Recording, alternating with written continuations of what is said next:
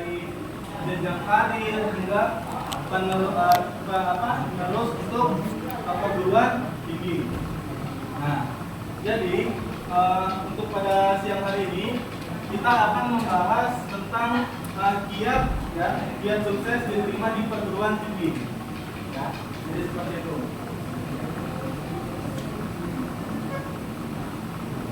Nah, sebelum kita masuk ke perguruan tinggi, ya, kita harus mengerti dulu nih perguruan tinggi itu ada apa aja.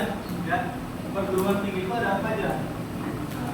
Perguruan tinggi di Indonesia ini itu ada 5, ya, ada 5. Yang pertama itu universitas, ya. Yang kedua itu ada institut, ya. Yang ketiga itu ada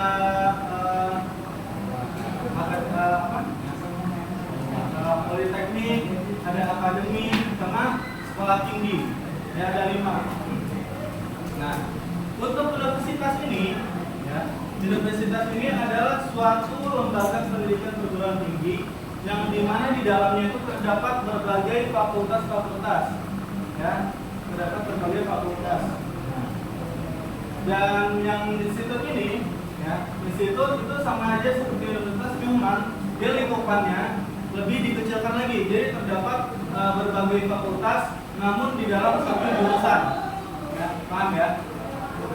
Kalau misalkan untuk yang sekolah tinggi, kalau sekolah tinggi ini dia hanya satu jurusan aja. Misalnya, contoh dari sekolah tinggi ini ada sekolah tinggi STIE misalnya, sekolah tinggi ilmu ekonomi. Ya, banyak sekolah tinggi yang lainnya, STIT, sekolah tinggi ilmu teknologi dan banyak lainnya. Ya, kalau universitas kan dia banyak banget jurusannya, banyak fakultasnya. Ada fakultas keguruan, fakultas kedokteran, fakultas teknik dan yang lain-lainnya. Nah, kalau institut ini dia lebih kecil lagi, ada beberapa fakultas, tapi masih di dalam satu jurusan. Misalnya dia ada fakultas keguruan, ada fakultas bisnis. Ya, jadi masih ada dalam satu jurusan, masih ada satu lingkupan. Ya, seperti itu. Nah, ada lagi yang namanya akademi. Nah, kalau akademi ini adalah salah satu perguruan tinggi, ya, salah satu perguruan tinggi yang mengkhususkan untuk pada satu bidang aja, agar tujuannya untuk dipersiapkan ketika nanti untuk kerja. Ya, jadi lebih banyak prakteknya. Misalnya akademi ini kayak akademi polisi, akademi militer, kan ada akademi keperawatan dan banyak lainnya. Jadi dia hanya satu jurusan aja dan dipersiapkan untuk menuju pekerjaan itu. Ya. Kalau misalkan akademi polisi berarti dipersiapkan untuk polisi. Nah, jadi seperti itu. Dan ada lagi juga yang namanya politeknik. Nah, kalau politeknik ini sama aja kayak akademik. Dia pendidikan profesional, tapi lingkupannya lebih besar lagi dan lebih banyak prakteknya dibandingkan dengan akademik. Ya. Jadi politeknik ini lebih dibanyakkan prakteknya dan lebih sedikitkan pengetahuannya. Jadi setelah belajar beberapa kali itu langsung praktek semuanya. Jadi seperti itu. Nah, kalau misalkan akademik, ya, kalau misalkan di perguruan tinggi di Indonesia ini, itu dia ada 2 secara umum, ya. Ada yang akademik, ada yang non akademik, ya.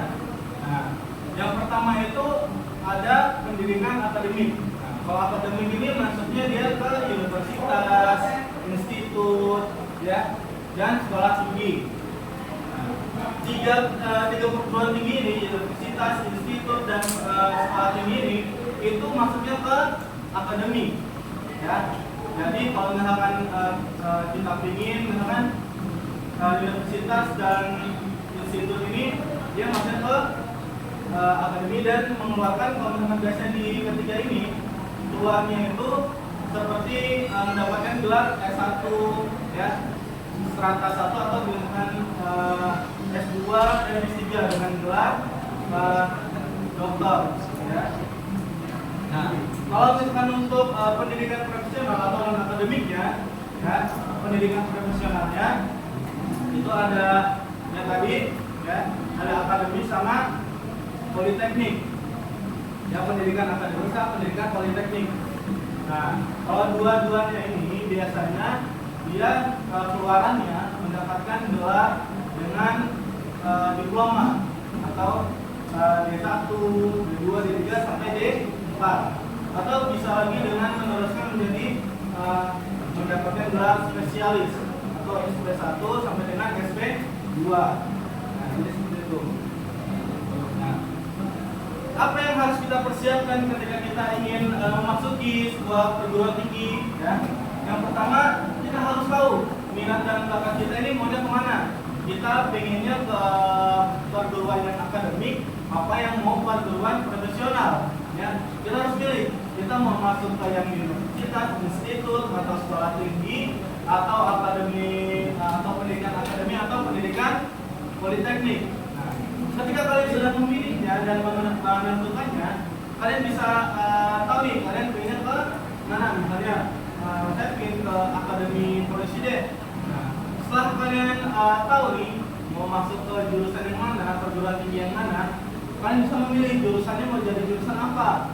Misalnya, saya mau masuk ke ngambil universitas deh. Nah, tinggal pilih nih, mau universitas mana. Misalnya, kita ingin jurusannya dulu nih, jurusannya kita ingin kedokteran.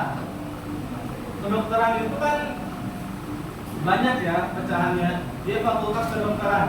Fakultas kedokteran itu banyak lagi jumlah program studinya. Ada dokter umum, ada dokter spesialis, ada dokter gigi, ada dokter hewan dan yang lain-lainnya, benar kan? Nah, itu kalian harus tentukan. Nah, setelah kalian pilih fakultasnya, pilih fakultas apa, baru kalian pilih universitas mana yang menyediakan fakultas tersebut. Karena nggak semua institut atau misalkan universitas itu dia ada fakultas tersebut, ya, atau jurusan yang kalian ingin. Misalkan kalian ingin jadi dokter umum, ya, kalian ingin jadi dokter umum. Nah, itu banyak di tempat lain. Untuk di Bogor sendiri itu masih sedikit, ya, masih sedikit untuk di wilayah Bogor. Nanti kalian harus mencari di universitas lain, atau bisa jadi ambil di institut lain yang ingin jadi bidan, yang ingin jadi perawat. Itu di institut biasanya ada, atau bisa langsung ke akademi, ya, biar ketika keluar dari pendidikan kalian itu bisa langsung menjadi perawat atau misalkan bidan. Ya, sekarang banyak nih yang kayak akademi kebidanan, akademi keperawatan, ya, itu kan banyak banget. Nah, setelah itu, setelah kalian memilih, ya, kalian juga harus paham dulu nih permasalahan dan persaingan ketika seleksi masuk perguruan yang kalian inginkan, ya. Kalian harus tahu dari di universitas atau menengah perguruan tinggi yang kalian pilih itu akreditasinya apa, ya, bagus apa enggak nih, kira-kira kualitas pembelajarannya seperti apa. Nah, kalau misalkan kita dapat, kalau misalkan kita ingin masuk ke sana tapi tahu isinya jelek, misalkan pelayanannya jelek dan tipe pembelajarannya juga tuh jelek, berarti kan kita tidak mendapatkan apa yang kita inginkan, gitu ya. Nah, jadi kita harus pastikan dulu informasi tentang perguruan tinggi yang kita pilih itu sudah jelas dan pasti, ya, seperti itu. Nah, setelah itu kalian juga pastikan infrastrukturnya, terus fasilitas yang kalian dapat ketika kalian kuliah di sana. Ketika kalian masuk di sana itu fasilitas apa yang kalian dapat? Misalkan kalian ingin fakultas kedokteran, kalian ambil jurusan kedokteran, dokter umum, tapi di sana nggak punya labnya misalnya. Apakah itu fasilitas yang mencukupi untuk kalian menunjang ketika kalian lulus nanti buat praktek dan segala macamnya? Tidak. Nah, itu harus kita pastikan, ya, baik infrastrukturnya, dari bangunannya hingga dengan fasilitas yang kalian dapatkan di universitas atau bahkan perguruan tinggi yang kalian ingin masuki itu. Nah, setelah itu kalau kalian masih bingung nih, kayaknya ingin kemana gitu ya, ingin masuk di universitas, apa ingin masuk di situ, apa ingin akademi, perguruan tinggi akademi, atau politeknik. kalian bisa rundingkan dengan orang-orang terdekat kalian, misalnya orang tua, ya, terlebih ke orang tua, ya, terlebih ke orang tua. Kalian baik didiskusikan, kalian misalkan kalian punya seperti ini, tapi orang tua kalian, menurut orang tua kalian itu bagaimana? Kira-kira setuju apa enggak? Kalau misalkan kurang setuju, kira-kira caranya apa, seperti apa gitu. Nah, cuma kalau misalkan yang disarankan orang tua kalian itu tidak dengan apa ya, tidak masuk ke passion kalian atau tidak masuk dengan keinginan kalian, dan pilihan kalian itu lebih baiklah daripada pilihan orang tua kalian, maka yakinkan orang tua kalian, ya. Dengan apa? Dengan bukti, ya. Ketika kalian masuk ke perguruan tinggi tersebut atau misalkan setelah memilih jurusan tersebut, kalian bisa memberikan sebuah prestasi atau memberikan bukti kepada orang tua kalian bahwasanya oh ini saya bisa menjalaninya. Nah, gitu. Jadi orang tua kalian percaya dengan kalian. Apa yang membuat orang tua kalian itu terkadang ragu dan tidak yakin ketika kalian memilih jurusan tersebut? Karena orang tua kalian masih belum menerima bukti bahwasanya kalian itu mampu. Ya, jadi seperti itu. Nah, ketika kalian masuk perguruan tinggi, ya, itu ada berbagai jalur seleksi yang tepat, ya. Nah, ketika kalian masuk perguruan tinggi itu kan banyak di jalur seleksinya, mulai dari SBMPTN, apalagi ada jalur mandiri, ya kan? Ada banyak lah jalurnya. Ya. Nah, itu kalian kenali potensi diri kalian dan pilih jalur masuk yang kalian sekiranya kalian itu mampu, ya, untuk bersaing di sana. Bahkan kalian punya nilai rapor yang besar dan prestasi yang banyak.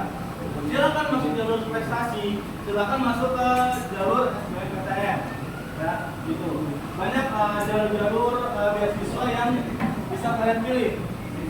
Nah, setelah itu kalian juga harus tahu dan harus paham dengan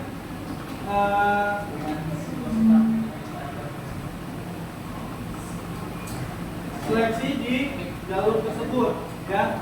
Keketatan di jalur tersebut itu banyak banget, mulai dari misalnya menurut data yang diterima di sini bahwasanya yang mengikuti SNMPTN tahun 2020 itu berjumlah 489.601 siswa se-Indonesia.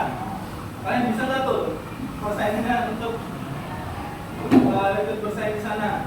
Itu yang ikut, ya, yang ikut itu 489.000 ya. Nah, tetapi yang lolos itu hanya 96.496, berarti nggak lolos berapa persen? Banyak, ya, dari 489.000 sampai yang diterima itu cuma 96.000, nggak nyampe 100.000, ya. Berarti yang diterima itu yang diterima hanya 19% dari 487.000 tadi, 489.000 tadi, ya. Nah, terus habis itu di jumlah pendaftar SBM, ya tadi kan SNM, ya, SNMPTN. Nah, kalau ini SBMPTN tahun 2020, ya, mencapai 702.000, ya. Tetapi yang lolos hanya 167.000. Ya, kalian bisa lihat lah perbandingannya jauh banget, ya. Untuk bisa bersaing di SNMPTN ataupun SBMPTN itu butuh usaha yang keras juga. Nah, seleksi mandiri juga nggak kalah ketat. Contohnya pada seleksi mandiri tahun 2020, pendaftar mencapai 53.000, ya. Tetapi yang diterima hanya 3.000. Dari 50.000 sisanya udah dibiayain tuh, nggak tahu kemana.